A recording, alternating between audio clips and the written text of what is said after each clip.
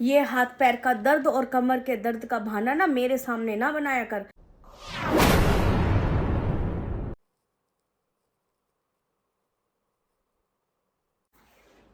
फिर पड़ गई होगी बिस्तर में।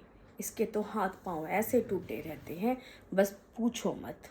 अरे ओ करम जली, ओ बहू, इधर आ। हाँ मम्मी जी। तू फिर पड़ गई जाके बिस्तर में। तेरे को पता नहीं है मेरी चाय का टाइम हो रहा है। चाय ना पीऊं तो मेरे सिर में दर्द होने लग जाता है। मम्मी जी सुबह से मेहमानों की खातिरदारी में लगी हुई थी, बहुत थक गई थी, इसीलिए कमर सीधी करने लग गई थी। ये 3-4 लोगों का खाना क्या ज्यादा बनाना पड़ गया, बस कमर दर्द और हाथ पांव का बहाना लेके खाट में पड़ गई है। मैं 10-10 लोगों का खाना बनाया करती, तब भी कभी चू नहीं की मैंने। आजकल वालियों के तो बस हाथ पांव के दर्द ही खत्म नहीं होते, नखरे ही इतने हैं। बस सारा दिन बस बिस्तर में पड़वा लो इनसे। तुझे इतना नहीं दिखता मम्मी को चाय दे आऊं मैं?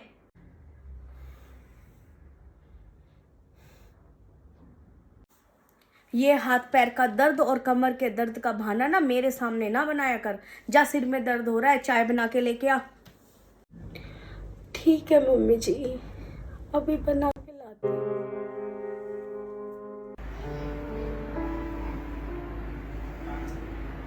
ये क्या फोले फोले हाथ से झाड़ू निकाल रही है?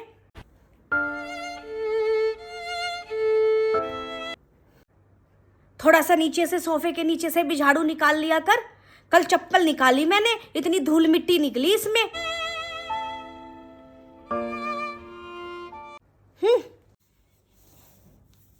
ए भगवान। बहू, ओ बहू। हाँ मम्मी जी।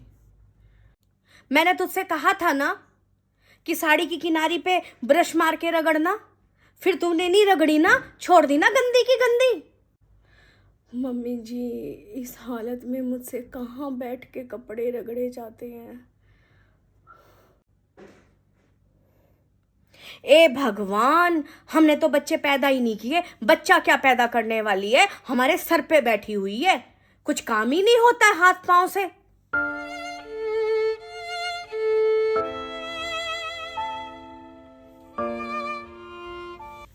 और मम्मी, भाभी कैसी है?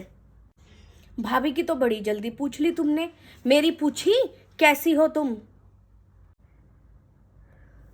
चलो बताओ, तुम्हारा पूछ लेती हूँ, तुम कैसी हो? अरे बस क्या बताऊं, सारा दिन काम कर करके मैं तो थक जाती हूँ बिल्कुल।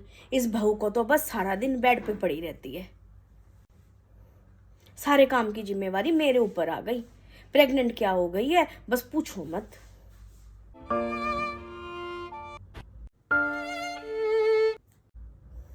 और भाभी, तबीयत ठीक है आपकी?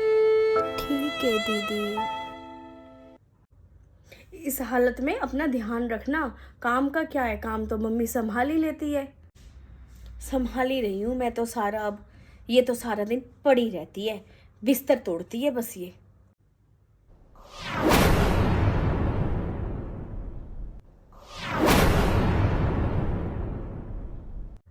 आप अपना आराम किया करो। जा, अब खड़ी क्या है, जाके खाना बना ले। हो गई खड़ी सर पे।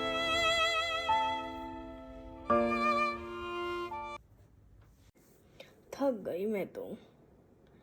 ये बहू क्या कर रही है? ए बहू, ए बहू। हाँ मम्मी जी। तेरा झाड़ू पोछा हुआ नहीं हुआ अभी तक? बस मम्मी जी झाड़ू तो निकल गई है, बस पोछा ही लगाने जा रही हूँ। बहुत ढीली है काम में। और सुन, पोछा जरा बैठ के लगाना, रोज वाइपर में लेगी और लप लप सा कर देगी। थोड़ा बैठ के पोछा लगाइयो, सारा घर चिप चिप चिप चिप कर रहा है।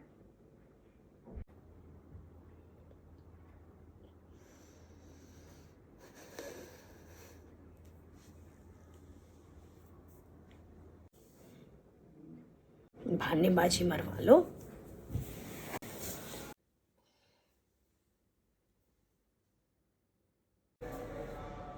अरे रेनू, तू तू पोछा क्यों लगा रही है? तेरी भाभी कहाँ मर गई?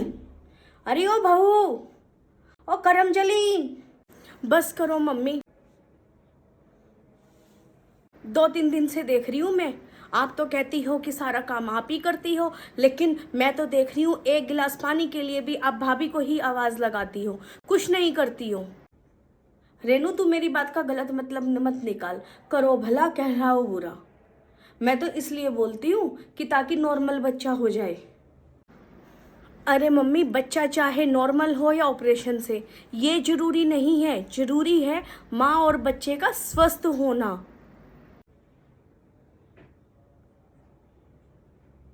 और जूस पीने से कौन सा ऑपरेशन से बच्चा होता है? नो, वो भी मैं इसलिए कहती हूँ, ग्लूकोज बढ़ेगा तो मोटापा बढ़ेगा। अगर छील के खाएगी तो फाइबर जाएगा, बच्चे में भी जाएगा। इसीलिए कहती हूँ मैं, बस मेरे को तो बुरा बना दो। मम्मी रहने दो, मैंने देखा था। आज सुबह तब भाभी जूस निकाल रही थी तो आपने बोला मौसमी खा लो, जूस मत पियो। आपको पता है भाभी से फल नहीं खाए जाते, इसीलिए भाभी जूस पी लेती है। पर आजकल के बच्चे तो है ना, माँ बाप को दुश्मन मानते हैं, दुश्मन। मैं तो सोच रही हूँ बहू के नॉर्मल डिलीवरी हो जाए, जैसे हमारी नॉर्मल हुई है। हम भी तो फल ही खाते थे, कहाँ जूस पीते थे। मम्मी, डॉक्टर भी कहता है प्रेगनेंसी में वजन बढ़ता ही बढ़ता है, और इस वक्त अपने वजन से ज्यादा बच्चे के वजन का ध्यान रखना ही इंसानियत होती है।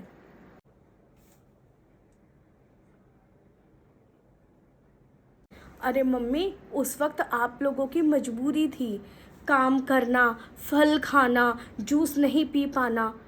पर आज ये ऐसी सिचुएशन अलग है। उस वक्त का माहौल अलग होता था, पर आज का अलग है मम्मी।